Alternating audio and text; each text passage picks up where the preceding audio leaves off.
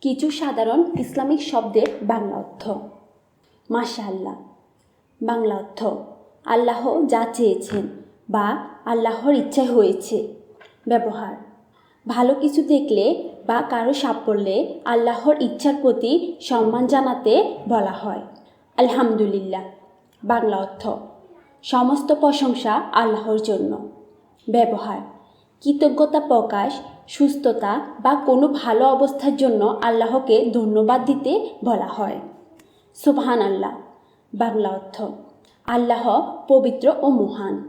ব্যবহার আল্লাহর মহিমা ও নিষ্কলুষতা বর্ণনা করতে বা আশ্চর্য বিষয় দেখলে বলা হয়। আল্লাহু আকবার। বাংলা অর্থ আল্লাহ সর্বশ্রেষ্ঠ। ব্যবহার নামাজে আনন্দ বা বিপদে আল্লাহর শ্রেষ্ঠত্ব ঘোষণা করতে বলা হয়। ইনশাআল্লাহ। বাংলা অর্থ যদি আল্লাহ চান।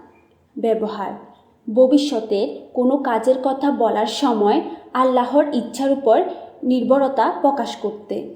আস্তাগফিরুল্লাহ। বাংলা অর্থ আমি আল্লাহর কাছে ক্ষমা চাই। ব্যবহার গুনাহের জন্য ক্ষমা প্রার্থনা করতে বা ভুল হলে বলা হয়।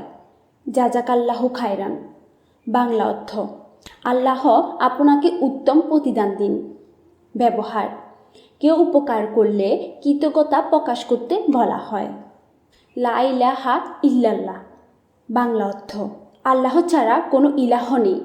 ব্যবহার ইসলামের মূল কালিমা ঈমানের ঘোষণা। ইয়াল্লাহ। বাংলা অর্থ হে আল্লাহ।